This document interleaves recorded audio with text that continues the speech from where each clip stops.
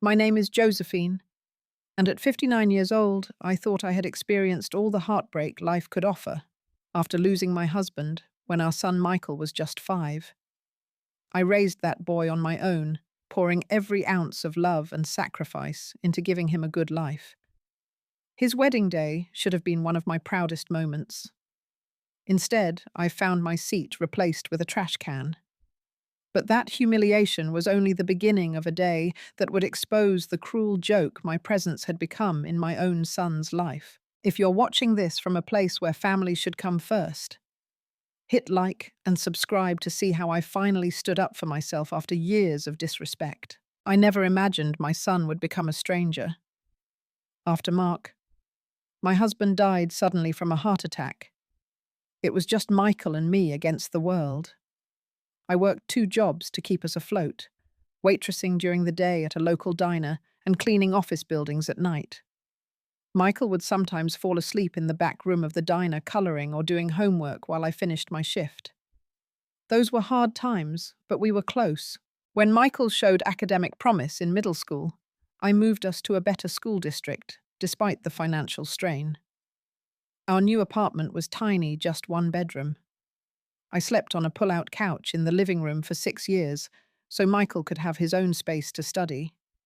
The rent ate up nearly 70% of my income, but seeing him thrive made every sacrifice worthwhile. I had always dreamed of going back to school myself. Before getting pregnant with Michael, I'd completed 2 years of college, studying business administration. But after Mark died, my education became a luxury we couldn't afford. Instead, I channeled all my hopes into Michael's future. All those late nights, helping with science projects, the parent-teacher conferences. I never missed, despite exhaustion, the lunch breaks spent shopping for second-hand books he needed. Every sacrifice seemed validated when he got accepted to state university on a partial scholarship. I cried when I dropped him off at his dormitory, partly from pride, but also from fear. For 18 years, he had been my whole world. College changed Michael in ways I never anticipated. During his sophomore year, he met Audrey Harrington. From the photos he shared, I could tell she was beautiful, blonde, polished, and always impeccably dressed. What the pictures didn't reveal was that she came from the kind of wealth I could hardly imagine. Her father, Thomas Harrington, was a successful investment banker, her mother, Eleanor, a former beauty queen who now chaired charity galas. The first time Michael brought Audrey home during spring break, I spent days preparing. I deep cleaned our modest apartment, splurged on new towels for the bathroom, and practiced making her favorite lemon tart that Michael had mentioned. I wanted so desperately for her to like me. Audrey was polite during that visit, but I caught the subtle ways she surveyed our home. The slight grimace when she noticed the worn carpet, the way she used hand sanitizer after touching the kitchen counter I had scrubbed for hours. She asked about my career, emphasizing the word in a way that made my waitressing job sound temporary, as though at 53 I was just biding my time before my real life began. When they left, Michael seemed embarrassed as he hugged me goodbye. "Mum," he whispered, "maybe you could update this place a bit. Audrey's just used to different standards." That comment stung, but I smiled and promised to see what I could do, as if my budget had room for home renovations. Over the next 2 years, I watched Michael transform. His speaking manner changed, adopting the confident, slightly bored tone of Audrey's father. He replaced his practical wardrobe with expensive brands I recognized from magazines.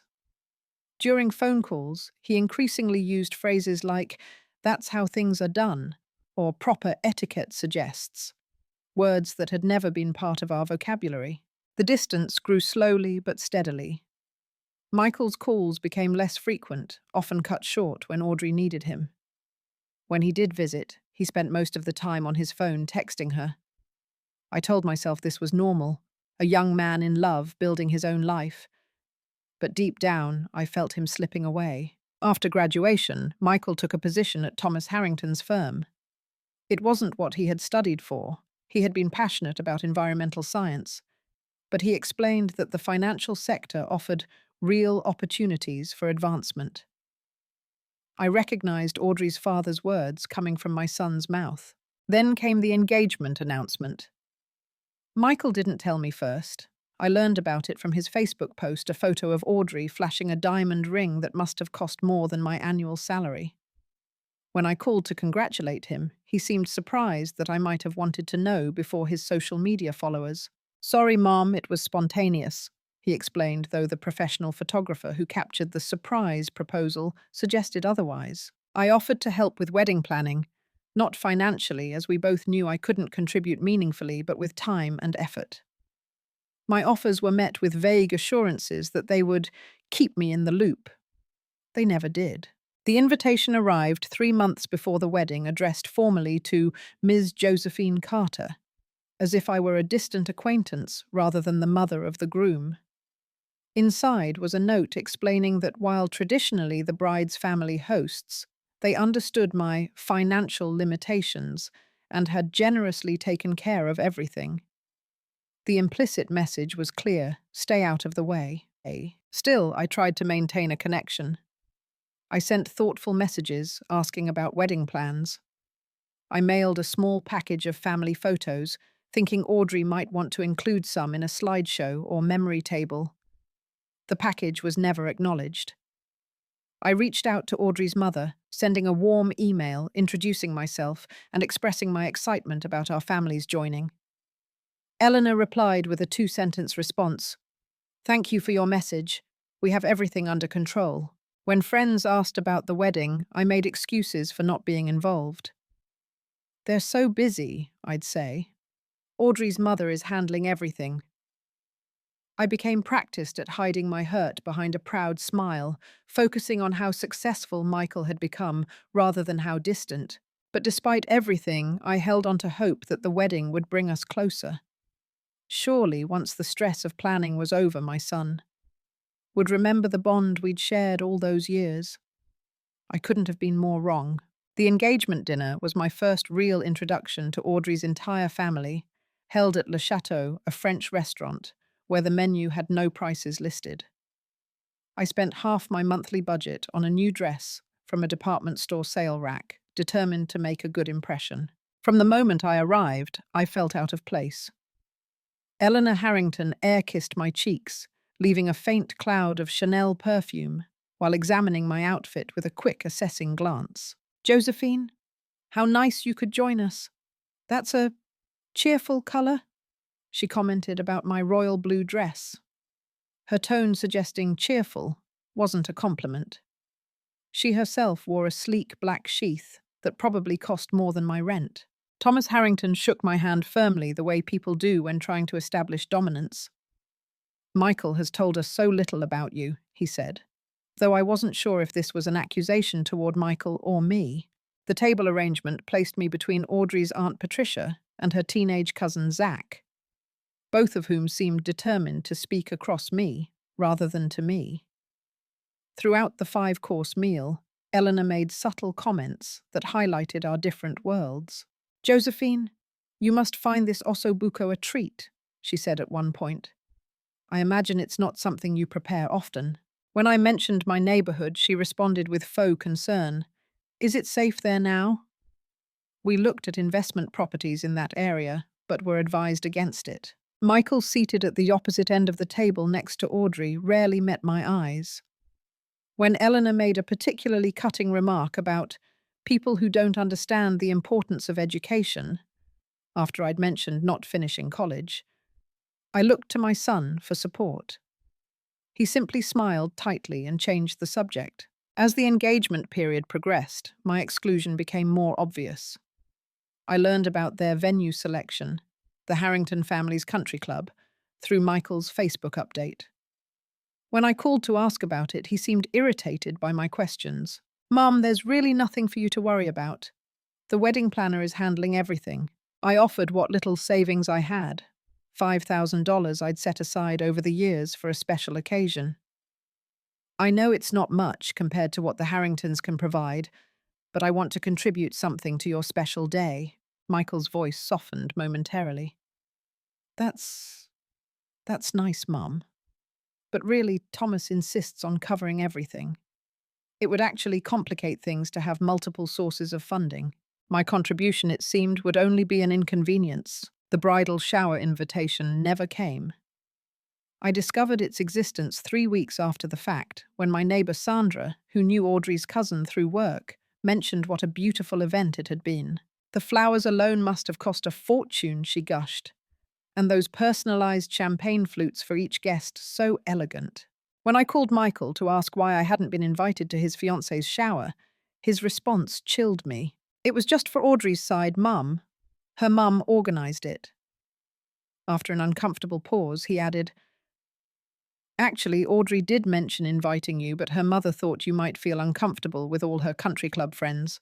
The exclusion hurt, but what hurt more was Michael allowing it to happen. Then came the news that truly should have brought us together. Audrey was pregnant.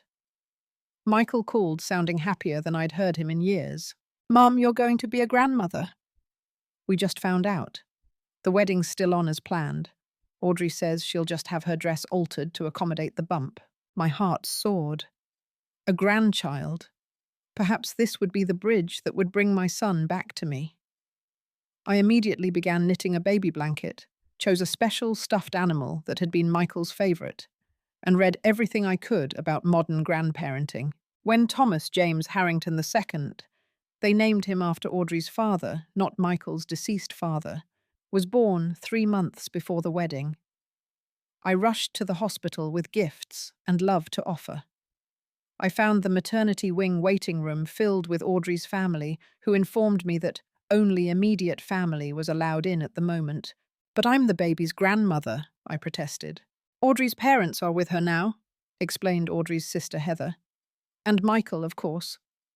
Maybe you can come back tomorrow during regular visiting hours." I waited 6 hours in that waiting room, watching as various members of Audrey's extended family were permitted to go back in groups of 2 or 3. Finally, Michael emerged looking tired but happy. "Mum, you're still here?" "Sorry, it's been crazy." He gave me a quick hug. "Thomas is perfect. 7 pounds 8 ounces. Audrey's resting now." "Can I see the baby?" I asked. Michael glanced back toward the room. "Maybe tomorrow. Audrey's pretty tired, and her mum is helping her get settled with feeding and everything." I swallowed my disappointment. "Of course, I understand." As I was leaving, I heard Eleanor's voice from Audrey's room carrying into the hallway. "He doesn't look much like Michael, does he? All that dark hair. Must be a recessive gene from somewhere." Over the next months, my access to my grandson was strictly controlled. I was allowed brief visits, always when Eleanor was also present. Audrey would watch nervously as I held Thomas, often making comments about how particular she was about who handled him. "He's on a very strict schedule," she'd explain, taking him back after only a few minutes in my arms.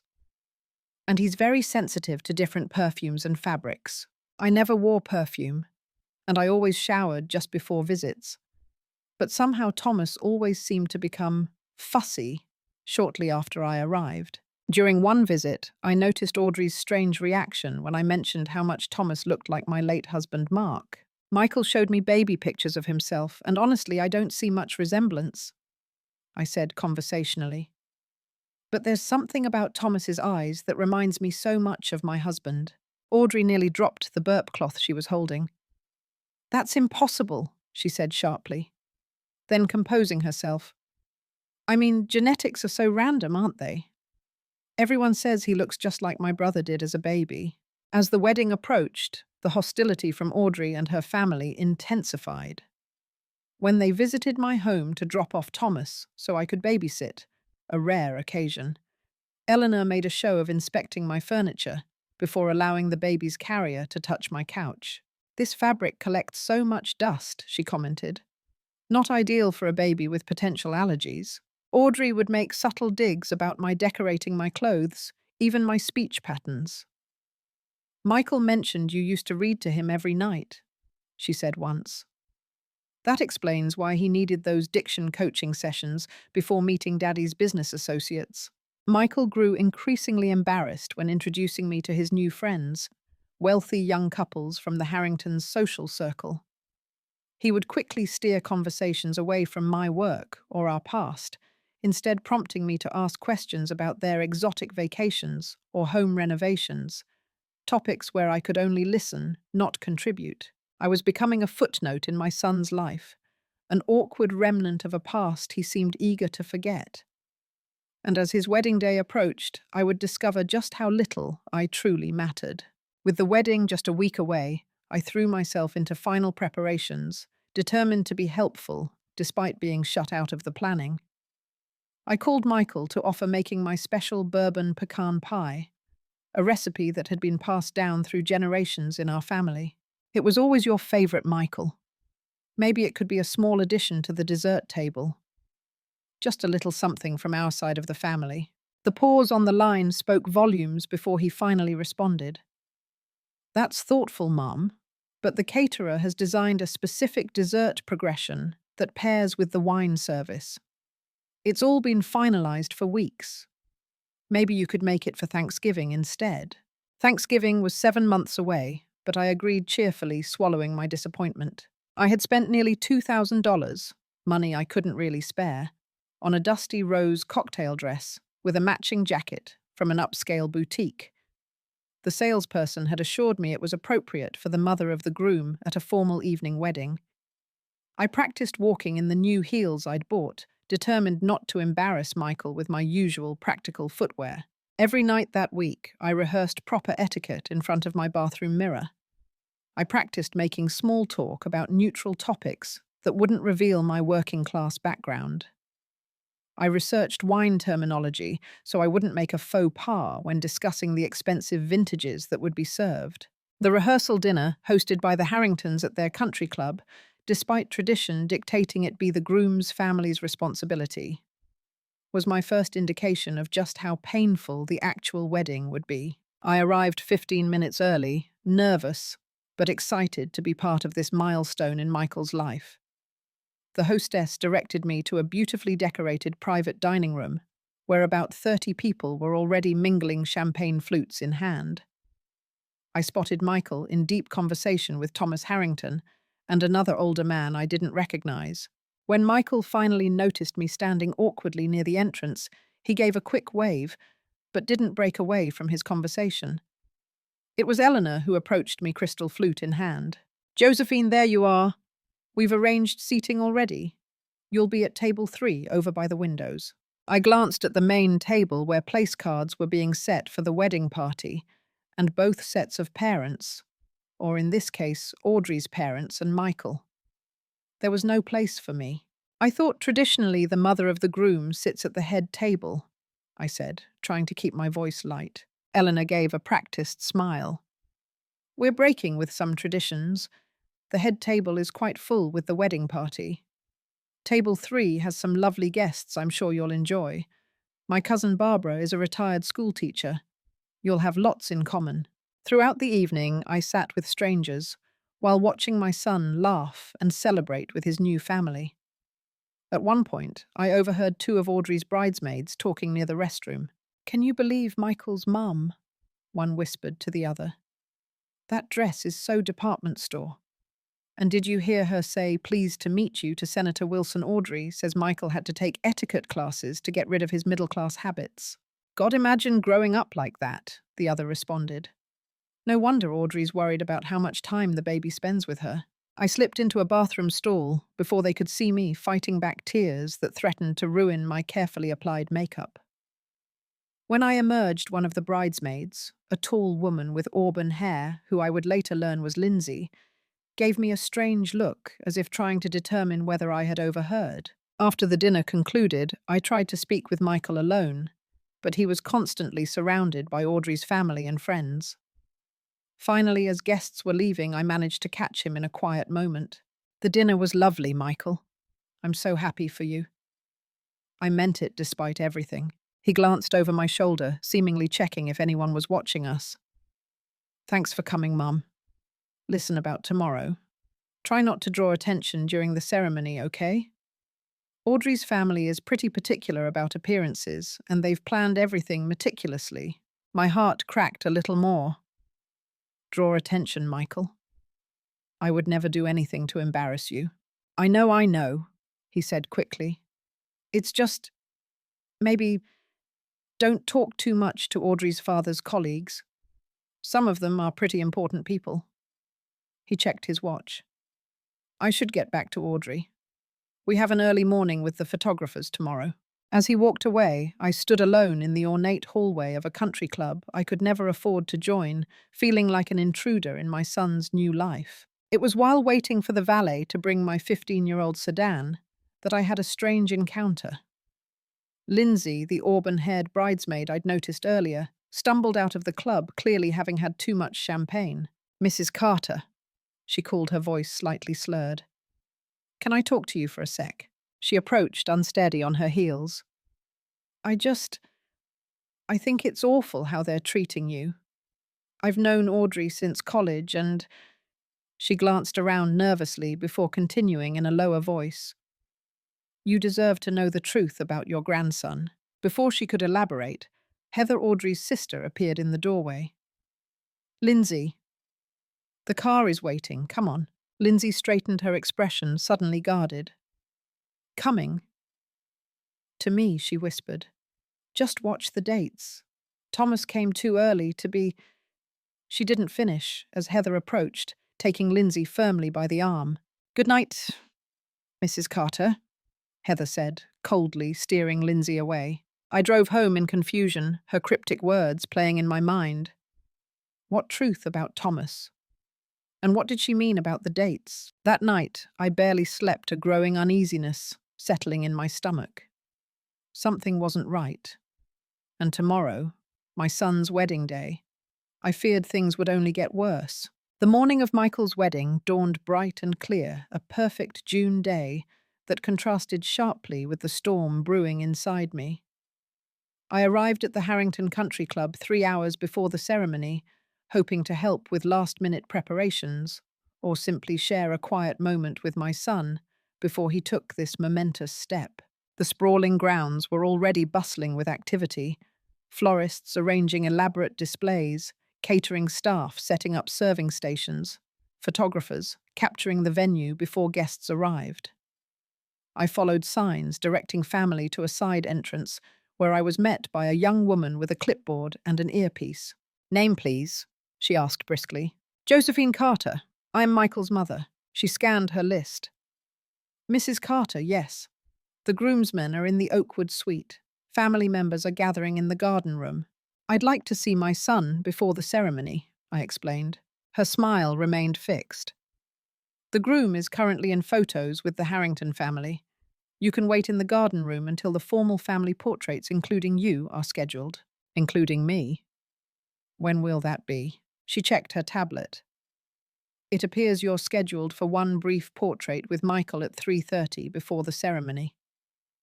One portrait, while the Harringtons were apparently taking a full photo session. The garden room was filled with Audrey's relatives when I entered, aunts, cousins, and friends of her parents. I recognized few faces from the rehearsal dinner. A server circulated with champagne flutes, which Audrey's family accepted with casual entitlement. No one acknowledged me as I took a seat near the window, watching the minutes tick by. After an hour of sitting alone in a room full of strangers who clearly knew I was Michael's mother, yet made no effort to include me, the coordinator reappeared. "Mrs. Harrington has requested that non-wedding party family members move to the ceremony site now. Guests will begin arriving soon." "But what about seeing Michael and the family portrait?" "That's been moved too after the ceremony due to timing constraints." Another change, another exclusion. I was directed to a seat in the front row on the groom's side, a nearly empty section that would highlight how few people were there for Michael compared to Audrey's packed side. As I waited, I watched the Harrington family members pose for endless photographs in the garden visible from my seat. Michael was there among them, smiling and laughing with Audrey's brothers, looking completely at home. The ceremony itself was elegant and impersonal. The officiant, a distinguished-looking man who was apparently a judge and friend of Thomas Harrington, made no mention of Michael's upbringing or our life together. Instead, he spoke at length about the joining of two exemplary families and how Michael had found his place in the Harrington fold. When it came time for speeches, Thomas Harrington was praised for raising such a remarkable daughter and welcoming Michael into your exceptional family. There was no acknowledgement of my role in raising the groom, no mention of the sacrifices that had gotten Michael to this point in his life. I sat still, smiling, fixedly determined not to show how deeply this hurt. After the ceremony, guests were directed to a cocktail hour, while the wedding party took more photographs. I found myself standing alone again, clutching a glass of champagne I barely sipped, watching as Michael posed with Audrey's extended family. The family portrait, including me, never materialized. When it was finally time for the reception, I followed the crowd into the grand ballroom. Crystal chandeliers hung from coffered ceilings. Tables were adorned with towering floral arrangements, and a string quartet played softly in the corner. The display of wealth was staggering. I located the seating chart and found my name at table 1, the family table. For the first time that day, I felt a small sense of belonging. Perhaps now, during the celebration, I would finally be acknowledged as an important part of Michael's life. I approached table 1, where Audrey's parents, grandparents, and siblings were already being seated. My name card was visible from a distance, and I felt a moment of relief. But as I reached what should have been my chair, I stopped short. In place of a chair was a metal trash can, decorated with a ribbon that matched the wedding colors. My name card was taped to it, clearly visible to everyone at the table and nearby. "Excuse me," I said, confused. "There seems to be a mistake." Audrey, who was seating her grandmother, looked up with a smile that didn't reach her eyes. "Oh, Josephine, do you like our little joke? Michael mentioned how you always said you felt like trash around our family, so we thought this would be a funny little nod to that." I had never said any such thing to Michael, though the sentiment wasn't entirely inaccurate. "I don't understand," I said, quietly aware that people at neighboring tables were beginning to notice. "It's just a joke, don't be so dramatic." Audrey laughed, her voice carrying. "Everyone knows you have a great sense of humor, right, Michael?" My son, seated between Audrey's father and brother, gave an uncomfortable smile. "Come on, Mum, it's funny." The entire table erupted in laughter. Eleanor Harrington dabbed at her eyes with a linen napkin. "Oh, the look on your face, priceless." I stood frozen. Humiliation washing over me in waves. Nearby guests were watching now, some with embarrassed expressions, others poorly concealing their amusement. "Where am I supposed to sit?" I finally managed to ask, my voice barely audible. "We've got you at a table with some of Michael's old school teachers and our family dentist," Eleanor explained. "Table 15, I believe, in the back." Table 15 was indeed at the very back of the room, partially obscured by a decorative pillar, and far from the main action of the reception.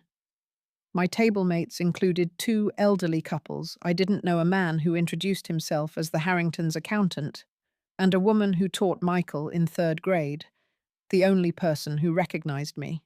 "Mrs. Carter, how lovely to see you," she said warmly. "Michael was such a bright student. You must be so proud of him. Please call me Josephine." I responded automatically, still dazed from the public humiliation. Throughout dinner, I could feel eyes on me from around the room. Snippets of conversation reached me. "Did you see what they did, Zhao?" And "I heard she's been difficult about the whole wedding." The elderly woman beside me, who introduced herself as Margaret, patted my hand gently. "Don't let them see you upset, dear. I went through something similar with my daughter years ago. These wealthy families can be cruel to those they consider outsiders." Her kindness nearly broke me. I excused myself and headed for the restroom, desperate for a moment alone to compose myself. In the elegant powder room with its marble countertops and fresh orchids, I locked myself in a stall and finally allowed the tears to come. How had it come to this? My only son, the child I had raised alone, had participated in publicly humiliating me. He had watched me be degraded and had laughed along with his new family. The pain was almost physical, a burning ache in my chest that made it difficult to breathe. I was still trying to compose myself when the bathroom door opened and 2 women entered, their voices immediately recognizable. Lindsay, the bridesmaid, who had tried to speak to me the night before, and another bridesmaid. I can't believe they did that to his mother, the second woman was saying. Even for Audrey, that was cruel. That whole family is toxic, Lindsay replied. And Michael just sits there and takes it.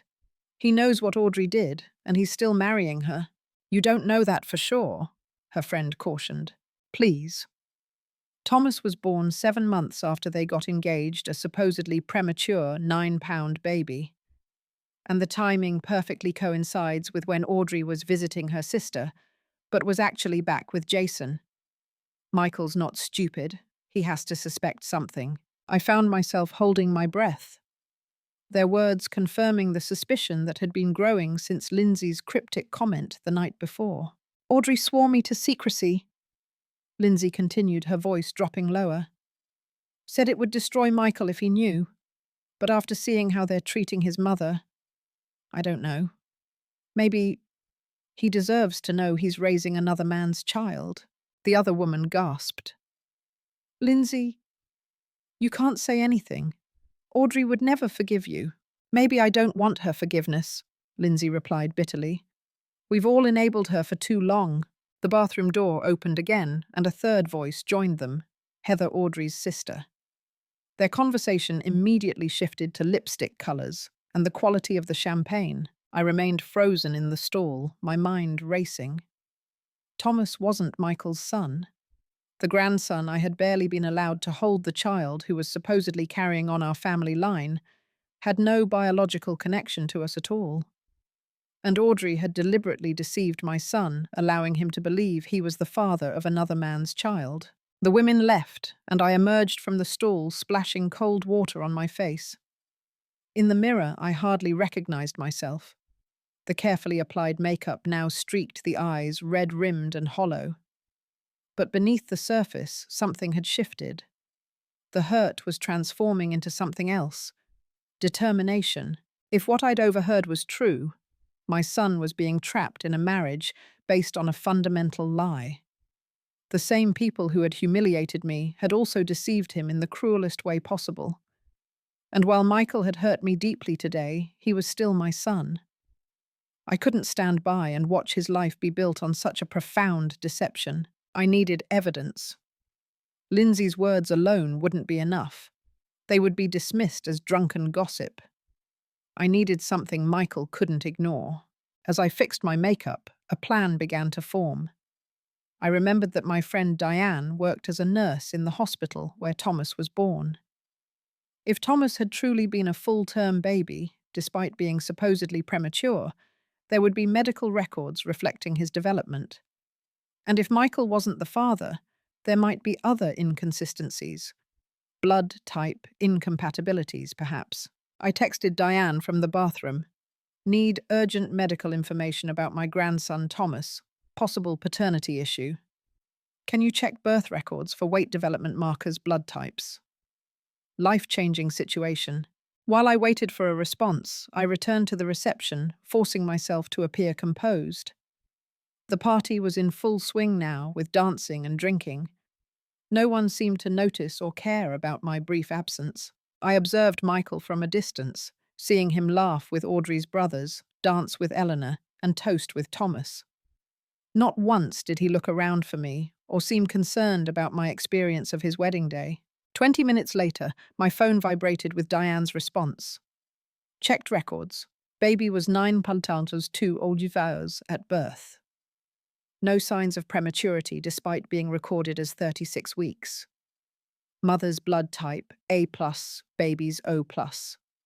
If father is AB+, as you mentioned before, biological impossibility, call me. Blood types don't lie. With an AB+ father, which I knew Michael was from his childhood medical records, a child could not possibly have O+ blood. It was a basic genetic impossibility. I now had concrete evidence that Thomas could not be Michael's son. The question was, what would I do with this information? With scientific evidence confirming my suspicions in hand, I needed to decide how to proceed. My first instinct was to find Michael, immediately pull him aside and show him Diane's text. But as I watched him laughing with Audrey's father, champagne in hand, and seemingly without a care in the world, I hesitated. This was his wedding day, a day that, despite everything, he seemed to be enjoying. Did I have the right to shatter it completely? I decided to try one last time to speak with my son privately. Perhaps if I could get him alone, make him understand how deeply I'd been hurt by the trash can joke, he might be more receptive to what I had to say about Thomas. Maybe we could leave the reception briefly, have the difficult conversation away from prying eyes, and he could decide how to handle it. I approached Michael during a brief moment when he was standing alone, checking his phone near the bar. "Michael, could I speak with you for a moment privately?" I kept my voice steady, determined not to show how shaken I was. He glanced up, his expression immediately guarded. "Mum, I'm pretty busy right now. Can it wait?" "It's important," I pressed. "Please, just a few minutes." He sighed, putting his phone away. "What's up?" "Not here. Could we step outside?" "Mum, I can't just disappear from my own wedding reception. Whatever it is, you can tell me here." I lowered my voice. "The trash can, Michael. Do you have any idea how humiliating that was for me?" His expression hardened. "It was just a joke. Everyone thought it was funny. I didn't find it funny. I found it cruel and embarrassing. How could you let them do that to me after everything we've been through together?" He glanced around, clearly concerned that someone might overhear. "Look, Mom, you need to lighten up. It's Audrey's special day, and everyone's just trying to have a good time. If you can't be positive and join in the spirit of things, maybe it would be better if you left early." His dismissal hit me like a physical blow. Not only was he refusing to acknowledge my pain, he was suggesting I leave his wedding because I wouldn't accept being publicly humiliated. "There's something else you need to know," I said, my resolve hardening. "Something about Thomas. What about him?" Michael frowned. "Mum, if this is another complaint about not getting enough time with him." "It's not that," I interrupted. "It's about—" "There you are." Audrey appeared, sliding her arm through Michael's. "Your father is looking for you, darling. It's almost time for the father-daughter dance." "My father has been dead for 24 years, I said quietly. "So I guess he won't be dancing with me." Audrey's smile didn't waver. "I meant my father, of course. Come on, Michael, everyone's waiting." She tugged him away, and he went without resistance, throwing back over his shoulder. "We'll talk later, Mum." But I knew later would never come. Once the reception ended, they would be off to their honeymoon in the Maldives. By the time they returned, the moment would have passed, and any attempt to raise the issue would be dismissed as me being difficult or trying to cause problems in their marriage. If Michael was going to learn the truth, it had to be now, before he committed the rest of his life to a woman who had lied to him about something so fundamental. And since he refused to speak with me privately, I would have to take a more public approach. I watched as Audrey and her father performed an elaborately choreographed dance to Butterfly Kisses, a song about a father's love for his daughter. When they finished to enthusiastic applause, the DJ announced it was time for open toasts.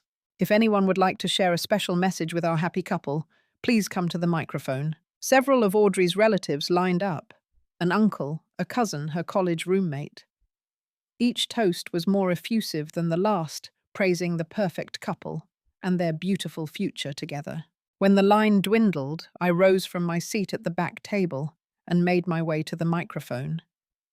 I saw Eleanor nudge Thomas with alarm, but it was too late to stop me without creating a scene. "Hello, everyone." I began, my voice surprisingly steady. "For those who don't know me, I'm Josephine Carter, Michael's mother." The room quieted, perhaps expecting another emotional mother of the groom speech. Michael was watching me warily from the head table, while Audrey's smile had frozen in place. "I raised Michael alone after his father died, when he was just 5 years old," I continued. "We didn't have much money, but we had love. I worked 2 jobs to put food on the table, and moved us to a better school district, so he could have opportunities I never had." I paused, looking directly at my son. "I remember how you used to tell me I was your hero, Michael. How you wrote in your 6th grade essay that I was the strongest person you knew because I never gave up, no matter how hard things got." Discomfort was visible on many faces now, particularly among the Harringtons. This was not the kind of polished, light-hearted toast they had come to expect. Today I discovered what my place in your new life really is. My voice caught slightly. A joke. A literal piece of trash at your family table. Murmurs spread through the room. Some guests looked confused, others embarrassed. Michael shifted in his seat, while Thomas Harrington's face darkened with anger. I accepted that. I was willing to step aside and let you build your new life, even if it meant there was no place for me in it. But there's something you need to know. Something too important to keep from you, even on your wedding day. I took a deep breath. Michael Thomas is not your son. The room went completely silent. Audrey's face drained of colour, while Michael stared at me in shock. I have evidence. I continued, holding up my phone. Medical records confirm it's a biological impossibility. With your blood type. And Audrey's Thomas cannot be your child. Eleanor rose halfway from her chair, her voice carrying across the silent room. This is outrageous. Someone stop her, but no one moved. All eyes were on Michael and Audrey. 7 months ago, when Audrey claimed to be visiting her sister, she was actually with her ex-boyfriend, Jason. I continued repeating what I'd overheard. Thomas was born a supposedly premature 9-pound baby with no signs of early development. The hospital records confirm it. Michael turned to Audrey, his expression a mixture of disbelief and dawning comprehension. Is this true? Audrey's makeup couldn't hide how pale she'd become. Michael, I can explain. Is Thomas my son? He demanded louder now. Her silence was answer enough. The room erupted in gasps and whispers. Thomas Harrington stood abruptly, his chair scraping loudly against the floor. This is preposterous, Josephine. You've always been jealous of our family. This is a pathetic attempt to ruin. Dad, stop. Audrey interrupted, her voice cracking. She's right. A collective gasp swept through the room. Michael stood up so quickly his chair toppled backward, the crash echoing in the suddenly silent ballroom. How could you? He asked, his voice hollow with betrayal. I lowered the microphone, my hands shaking. I hadn't wanted to hurt my son, but he deserved to know the truth before spending his life with someone who could lie so fundamentally about something so important. As chaos erupted around the head table, Audrey crying, her parents arguing, guests whispering furiously, I placed the microphone on the stand and walked steadily toward the exit. My part in this drama was over. What happened next would be up to Michael. Behind me, I could hear Eleanor's shrill voice attempting to salvage the situation. Everyone, please, this is clearly a misunderstanding. Please enjoy the rest of the evening while the family sorts out this confusion. But it was too late. The beautiful facade had cracked, revealing the ugly truth beneath. As I pushed through the grand doors of the ballroom, I held my head high. For the first time in years, I had stood up for myself and for my son. Whether he would thank me for it remained to be seen. The aftermath of my revelation was immediate and chaotic. As I walked out of the ballroom with my head held high, I could hear raised voices behind me. Audrey's tearful protests, Michael's demanding questions. Thomas Harrington attempting to regain control of the situation. I retrieved my purse from the coat check and headed toward the exit, suddenly exhausted. The adrenaline that had carried me through the confrontation was fading, leaving me drained. As I approached the main doors, I heard someone calling my name. Mrs. Carter, Josephine, wait. I turned to see Margaret, the kind, elderly woman from my table, hurrying after me as quickly as her cane would allow. You shouldn't be alone right now, she said, reaching my side. That took tremendous courage. Before I could respond, 2 more people joined us. The 3rd-grade teacher and one of Michael's groomsmen, a childhood friend named David, who had always been kind to me. That was a long time coming, David said, his expression a mixture of shock and admiration. The way they've been treating you, it's not right. Let me drive you home, the teacher offered. You're in no condition to be behind the wheel. Their kindness, after a day of such cruelty, nearly undid me. I managed a nod, surrendering my car keys to David, who promised to arrange for my car to be delivered to my home later. As we left the country club, I noticed several other guests also departing early the perfect wedding, clearly derailed by the sudden explosion of truth. I felt a complex mixture of emotions, regret at having caused such a scene on my son's wedding day, but also a sense of vindication after months of mistreatment and years of watching my son drift away. The teacher, whose name was Susan, drove me home in silence, seeming to understand that I wasn't ready to talk. When we reached my modest apartment, she helped me inside and made me a cup of tea. "Try to rest," she advised before leaving. "And remember, you did what any loving mother would do. Michael deserved to know the truth." After she left, I sat alone in my quiet living room, still wearing my expensive dress, now wrinkled from the long day. I expected to cry, but no tears came. Instead, I felt strangely calm, as if a heavy burden had been lifted. For too long, I had accepted being marginalized in my son's life, making excuses for his behavior and that of his new family. Today, I had finally stood up for myself. My phone remained silent that night and throughout the next day. I learned through social media that the wedding reception had ended abruptly with guests sent home and the 5-tier cake left uncut. Audrey had apparently been escorted out by her parents while Michael had left alone. Through mutual friends, I heard fragments of what had happened after my departure. Audrey had eventually admitted everything: her affair with her ex-boyfriend, her knowledge that Thomas wasn't Michael's, her deliberate deception. The Harringtons had attempted to salvage the situation, suggesting they deal with this privately and continue with the wedding reception, but Michael had refused. The week after the wedding was scheduled to have been their honeymoon. Instead, according to David, Michael had moved into a hotel and was consulting with lawyers about annulment proceedings. The Harringtons, meanwhile, had gone into damage control mode, telling their social circle that Michael had suffered a nervous breakdown and that Audrey was supporting him through this difficult time. I made no attempt to contact Michael directly. This was his crisis to navigate, and I knew from experience that pushing too hard would only drive him further away.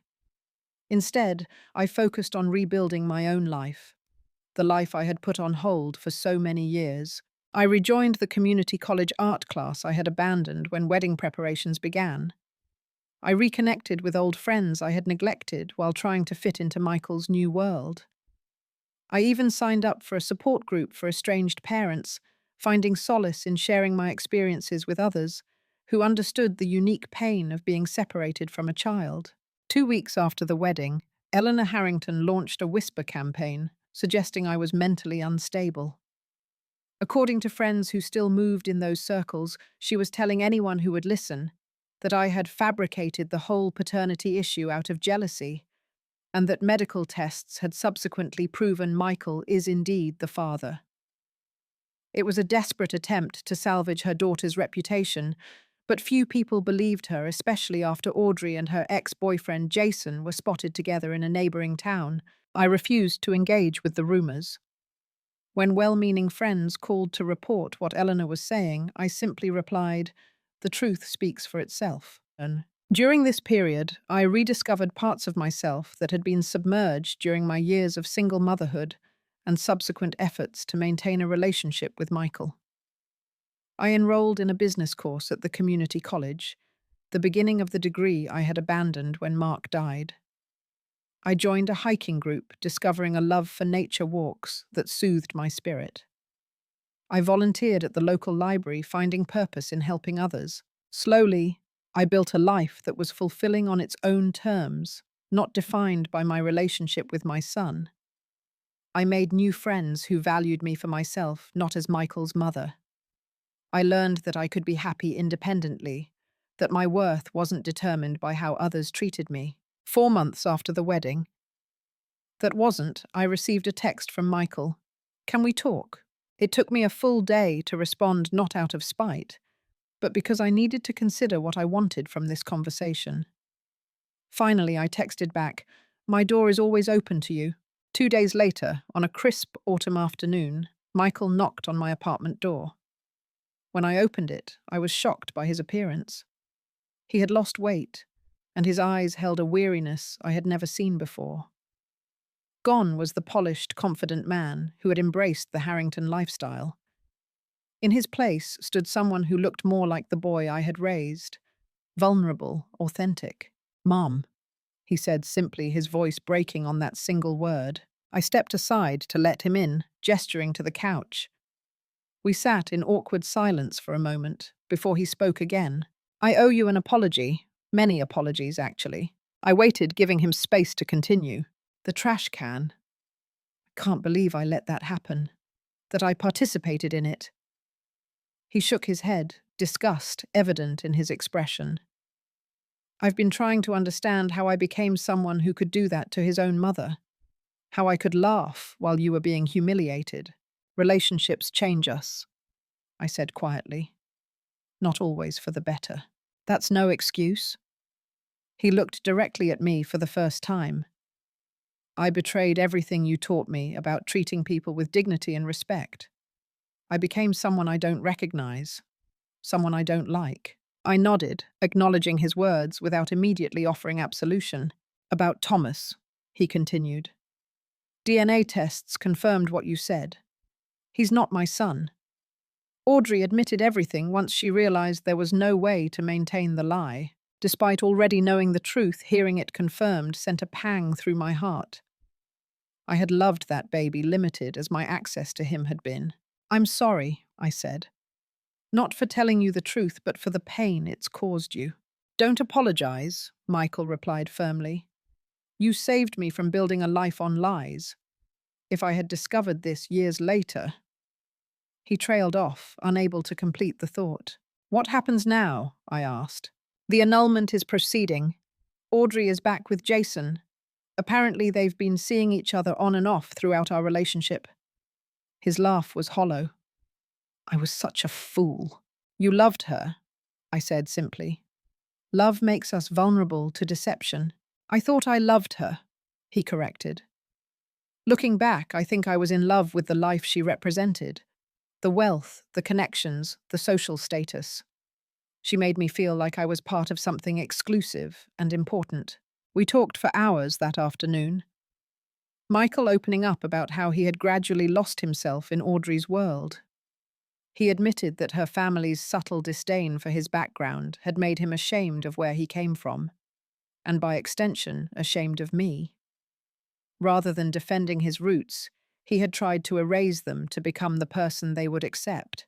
"I thought if I could just fit in perfectly with them, I'd finally belong somewhere powerful and important," he explained.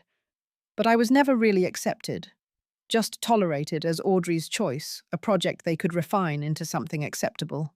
Before he left that evening, Michael asked the question I had been waiting for.